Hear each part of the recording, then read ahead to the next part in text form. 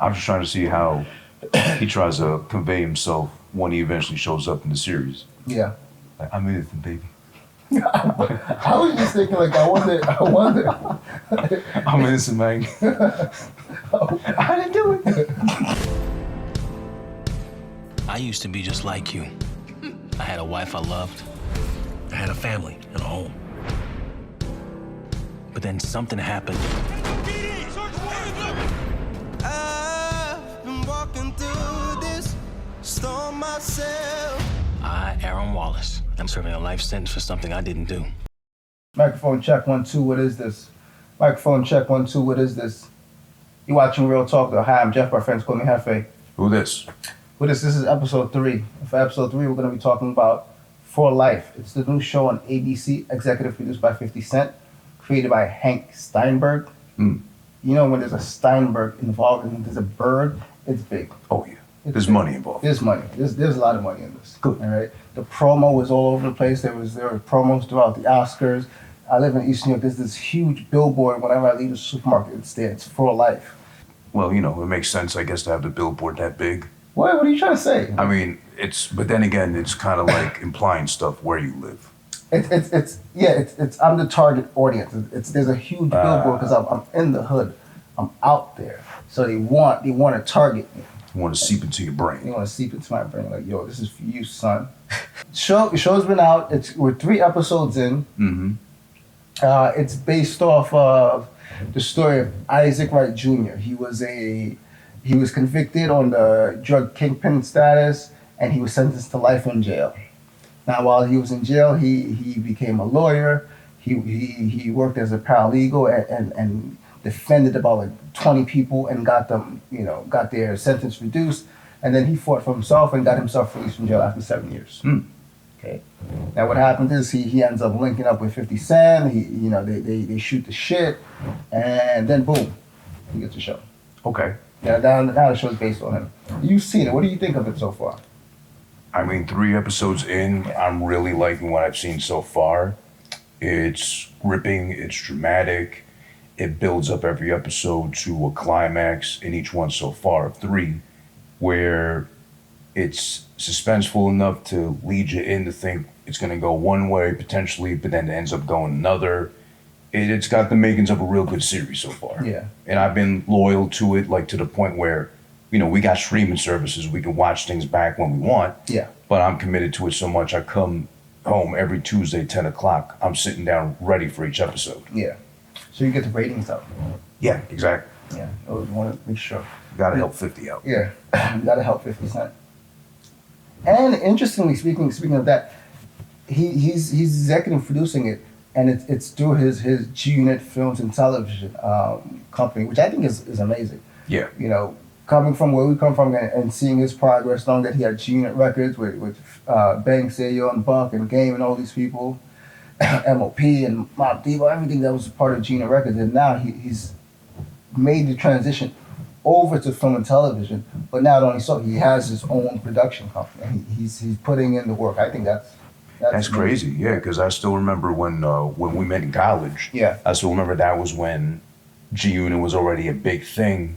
So much where they had the clothing, they had the branding already on lock. Yeah. I think the G Unit album had already dropped, Break for Mercy. Yeah. And I still remember my favorite hoodie till now of all time was my G Unit hoodie with just a big logo on the middle of the chest. Mm. It was oversized, but I still loved it because it was comfy. Yeah. Yeah, it was like that girlfriend hoodie they'll take from you. Yeah. Yeah, so I mean I think that's dope that he was able to transition and have this company and produce films. It's his second show. You know, he had Power, which was on Stars and did very well. The series just ended, and right after it ended, he went right over and did For Life. So apparently we figured out some totally insane loophole in the system. Becoming a lawyer is what's getting me out. Everything I do is about getting back to my family. It's 3 episodes in. What's been the standout in the story? Is anything stood out to you? I mean, it's probably not the first of its kind story-wise. We've probably seen that, you know, man lands in jail for something unjust or something he got pinned for, but to see the build up and still having hope in himself, of all people, if anything, to build himself up from scratch into something he probably never would have imagined doing. But here's the thing, though. It kind of is, the first of its kind, where we're in this era of, criminal justice reform. We had the whole Meek Mill thing where he was sentenced to 10 years probation at a young age, and he had to fight to get that shit removed and get his stuff together. And we haven't seen it on screen, but we've seen the story told so many different times where a man has done like 27 years and he comes out and he was innocent. Yeah. And you give him a couple $1 million. I mean, that story has been circulating in real life. It's just never been brought to the screen. So yeah, I mean, it's the first time that something like that has been on television, and it's at the right time. What I think what's so interesting is the character. He's a British actor playing an American role, and he's showing us the path of what a person goes to when you have to fight for your freedom, when you're fighting for your life. And literally, he's sentenced for the rest of his life in jail. He's fighting to return to his normal life. Not only fighting to be let out of jail, but fighting to return back to his family. Right. And I think there's a lot of power in that. That's a lot of motivation, Yeah, of course. To just get back to a normal life. Yeah. To what he knew. Yeah. And his wife is played by Joy Bryant, who she was in Get Rich or Die Trying, the film with 50, and she's done a lot of other films. So she's a very prominent actress. She's good. Yeah. And good looking. Yes. She's fine. And I didn't know that she was in the Get Rich or Die Trying film. Because I try not to remember that movie because it was like not as good as it could have been. Yes. But that's funny. That's kind of like so is 50 like a black Adam Sandler? He keeps within his close-knit circle of actor friends. Yeah. Keeps him employed. I think that's one of the things that stands out about him. Like he makes sure his people eat. He's probably like the other Mr. Thanksgiving. He makes sure his people eats. Everybody eats. Yeah. So I mean, and I like her role as the wife, and I think that there's so much that's going to be uncovered. Is that she's loyal to her husband, who's in jail, but she's dating one of his friends. But aren't they supposed to be, or aren't they engaged? Her and the friend. I'm not sure if she's engaged. I know there's something happening there. Or I think somebody alluded to that, like you're better off marrying him, and or he wants to marry you. He's just waiting for the opportunity. Yeah. Something like that. They're kind of pushing her in that direction, but you can tell that she still has love for Aaron Wallace. Yeah. Like she still has that. That's her boo. Mm-hmm. There's that faith there that she believes that I'm pretty sure she knows that he's innocent. Yeah. And she just wants to provide her support in hopes of him being released. One thing that I do think it's I think that the guy that she's with now is probably the person that set him up to be in jail. That could be an angle. Yeah. That's plausible. Yeah. Because it's the way it's said is that he gets sent to jail for drug trafficking, and he's like this big drug kingpin. But the reality is it's one of his friends that did it. And the way you look at it, it's like, well, if it's his friend that gets with his wife while he's in jail, it's always possible that that's the friend that. Oh, that could have been his motive, just to get with the wife. Yeah. Yeah. I'm not sure if you're familiar with the story of Nicky Barnes. Mm. But the reason why he snitched on the I think the council was that when he was in jail, they started one of the members started like sleeping with his girl, or started messing around with his girl, and that pissed him off so much that he snitched. She gave everybody up. Yeah, and it's probably similar to the whole Tekashi 6ix9ine thing. It's like, oh, you sleep with my baby moms, I'm snitching. But we see that in full life is that he's in jail and there's this dude, sleeping with his wife.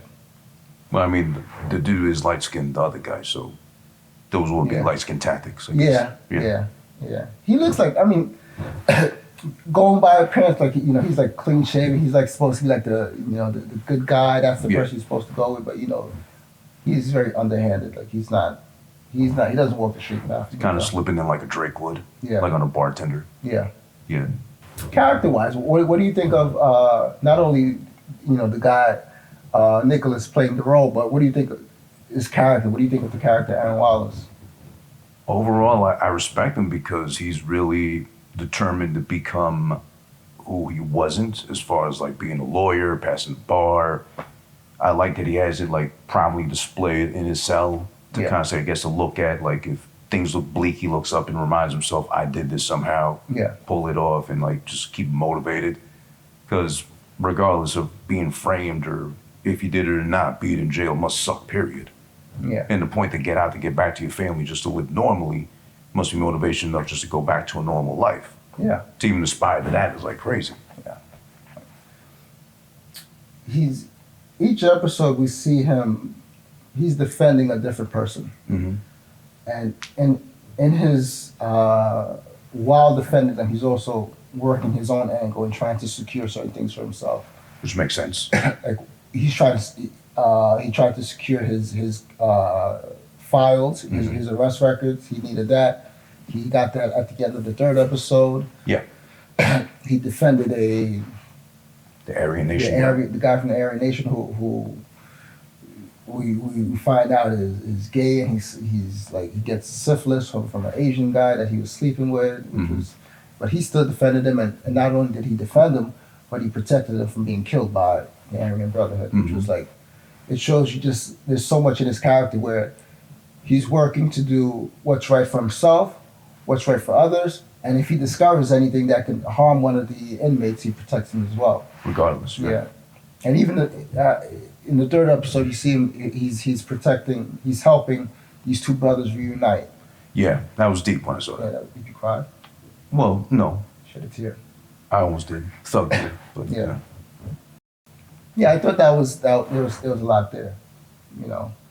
That he worked to reunite those brothers, and he planted the right seeds. Like he was like, this is what happened to your brother. These are the people that he helped in getting himself clean because he was addicted to drugs at that time. I thought that was good. Yeah, he's just proving to his own blood brother, the guy, that people can't change regardless of what you want to hold on to from their past. Yeah. And, he pulled up enough he made him realize that there was more than just what they implied on him. Yeah. For even getting, arrested in the first place.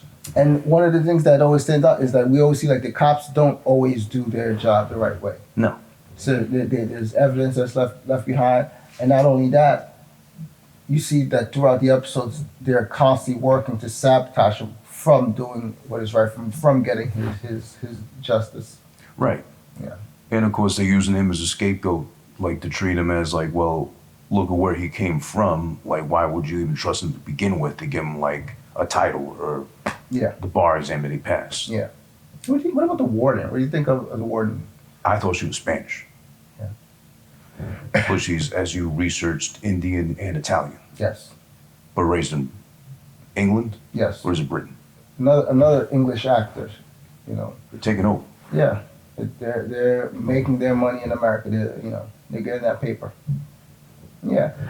I think it's an interesting relationship that they have, And it makes me think of so many of the films that we always see, whenever a black guy is trying to get his justice, trying to get on the right track, there's always that, quote unquote white woman that's there that's pushing to make sure things work out in his favor. And it seems like that's her role. She's kind of like his support system.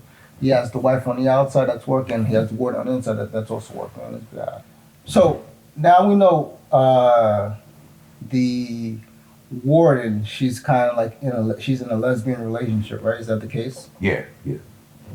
And she's in a lesbian relationship with the woman who's running for the position of district attorney, and she's going against Maskin. Maskin is the guy that's trying to roadblock the railroad Aaron. Right. Yeah. So it's if she, there's always that she doesn't want her relationship to come out into the public because there may be a conflict of interest and all that stuff. True. Yeah. What are your thoughts on that? She seems like genuine in her approach with him, trying to help him out, give him enough leeway to actually do his thing, and like maybe not so much be a star example of like, hey, he's in prison but he's doing good for himself, but more like I think she sees the genuine factor in him and try to give him like at least as much as she can without getting in trouble. Yeah. Or showing favoritism, I guess. Yeah, that's true. You always notice that even when she kind of like helps him out, he always like, you know, does what the black man does. He's like, fuck that, I'm gonna do my own thing too. Like he kind of gets her help, but he does his own thing on the side too. God gets mine. Yeah, you know, like you can like he gets this opportunity. He represents this guy from the Aryan Brotherhood. Yeah. But he does it with a certain motive. He's like, I want to do this so I can get this back. Yeah. when he represents the Muslim guy, he's like, well, I'm going to represent you because your brother's a cop. Mm-hmm. So if I represent you and do well, I can get my police files from your brother because the cop, you'll be able to get that from me. Right. So he's always working these angles. Like whoever helps him, he has his own thing, you know. But I think he's really got to be, or hopefully as the story progresses, he's careful with the warden because he's abusing his light-skinned friend privilege. Yeah, that's just true. At some point, she's going to get pissed off. Yeah. Yo, fuck that shit. What are you doing, man? And just ask out loud, are you using me? Yeah. She's going to stand up for herself. What do you mean by this whole suit game? Like he always has this, you know. Oh, the suit. Yeah, I mean, He has a. well, of course, it's not his fault, but he's got that one go-to suit for court. Yeah. Which, you know, he definitely works out in the yard. Time well invested because it's always like way too cut tight, like European cut style. Yeah. But I think we talked about this. I don't know if you noticed, like, at least in the third episode, when he's getting like all like befuddled by the judge. Yeah. He's saying, I gave you a second chance. You come with this weak ass case or whatever. Yeah. He's like struggling with a top button suit the whole time. and I'm scared because they might think he's got anger issues. He's always like, well, Your Honor. Your Honor. Your Honor. You had me come back second time. And you're trying to pull my case from under me. I noticed that. I noticed the suit thing. Like initially, I thought it was like him, like you know, being like putting on that black cool thing that he does. Like you know, I'm cool. I wear a suit and all that stuff. Yeah. But yeah, it's kind of like his like stress ball. Like yeah, whenever like he's his pissed tick. off, yeah, it's like yeah, I'm gonna fix my suit up real nice for you. You know, this is what I'm gonna do to you. I'm gonna fix it up real nice. Yeah. Yeah. And the poor suit has to suffer. Yeah. You know, at some point, I think it's gonna rip. It has to. Or imagine the button shoots off and hits the judge. Yeah. As soon as he gets up, he has to like you know make sure his button is right and you know yeah. It's really tapered too close though, so that's maybe his fault too. Yeah. Maybe he grew in the yard a little bit. Yeah. I mean I think even that like it's hilarious the way you pointed out. I was like, is that really ideal? Would he really get such a fitted suit like that if he were in jail? Did Isaac Wright get a suit like that? You know. Oh, that'd be great to ask him. Yeah, that's something we want to put out there. Did Isaac Wright Jr. Did you really have a nice fitted suit like that when you were in jail? Did you really have that? Like besides struggling with your civil suit, did you actually struggle with your suit? Yeah, Your Honor. Yeah. But Your Honor. Your Honor, I'm very sorry. There was a problem in transport. I'll say there was. The driver says he had to change his route because you were riling up the inmates, and he had to get him off the bus for security reasons. No, that's just not true, Your Honor. Speaking of that, it seems like that's what they always try to use against him. Like, I think I saw that in the first episode and in the third episode when he faced the black. It's like they were always trying to find ways to poke at him to see if they can tick him off so he could make a mistake. You know, no matter what he did, they was always trying to like give him a setback or give him an obstacle and see if that'll frustrate him and get him to give up or something. We're trying to like belittle him with like, oh, didn't you do your research about this certain variation of the law according to this state that doesn't work in New York, et cetera, kind of thing. There's always that possibility. Like I think with that last judge on the third episode. Yeah. You know, I don't know if he'll end up showing up in a future episode. I think that would be ideal to see like he face off with certain judges again. Yeah. But there may be something to it. Because it's like you're a black judge. You got a black guy in jail. He's working for his freedom. He got his law degree, and you're railroading him off of minor issues where he proved that his case was right. that he was able to get off his client, but just that black judge just gave him such a hard time. It's like, well, I don't deviate from the law. That was whole. I go with it, as it's written in the book. I go by the books and all that shit. And that was crazy too, because at least halfway through that episode, he seemed like he might actually pull a "hey brother" kind of thing. Yeah. But then at the end, it's kind of the plot twist. He turns on him per se, and it just seemed like, of all people or all the judges he faced so far, that might be the one to actually give him a chance. Yeah. But maybe he didn't want to come off as a pushover or the one being soft on him.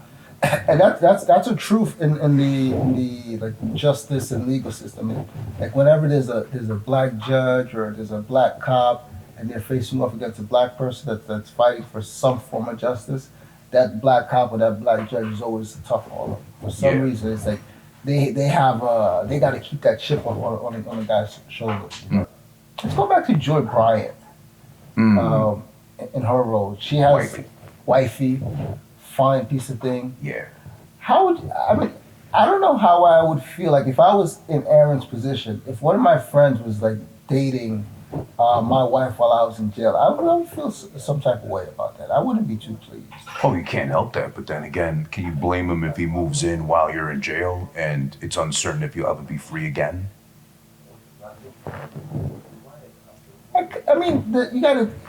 Thinking about it from a street perspective where loyalty is always preached, it's like, if I'm in jail for a crime that I didn't commit, I'm sure my friends would know that I'm innocent because based off what we know, the drugs that was being funneled to the nightclub was that of his his friends, one of his friends did it. Mm-hmm. I'm sure word would get back that he's innocent. So if one of his friends starts dating his wife, moves in and becomes like the father figure in the house, there'll be something wrong with it, Yeah, but then, I don't know, seeing it, what about the other guy's perspective? Because we don't know his story yet, or how they became friends, or like you alluded to earlier, if maybe he's the brains behind the whole thing. Maybe he's the kingpin. Maybe. And just for the sake of getting with her specifically, because there's that tendency in the streets at least, like, somebody's got something you want specifically, not so much because they got something good, because they got that specific piece of meat per se. Yeah. Or that woman they want so much. Yeah. They'll twist and turn everything they can just to get what they want. Yeah. Either way. Yeah. And he's light skinned, so yeah, that too. You can't trust these light-skinned motherfuckers. No, not at all. They're always up to something. They're always trying to trick you. But I thought of the drug kingpin Nicky Barnes from Harlem. When he went to jail, he had formed a council, and there was a group of his friends, and they ran Harlem. But when he got sent to jail, he found out that one of the members of the council was sleeping with his woman, and that was the reason why he snitched. Mm-hmm. He turned on him, and most recently Tekashi 6ix9ine, that was one of the motives of him snitching. It's not comparing Tekashi on putting him on that level, but it was that he turned on his people because they were sleeping with his baby moms. It was like a violation. It was kind of very disrespectful. Mm-hmm. But with Aaron, he doesn't snitch. Even in jail, when he's trying to get information for his case or to help one of his clients, he never he never snitches on the inmates, on the prisoners. Mm-hmm. He's like, I'll give you information, but I won't tell you who it's from. Right. And he never betrays not even the Aryan guy. Yeah. None of them. I think that's a testament of his character. Yeah. I wonder if that's the same with Isaac Wright.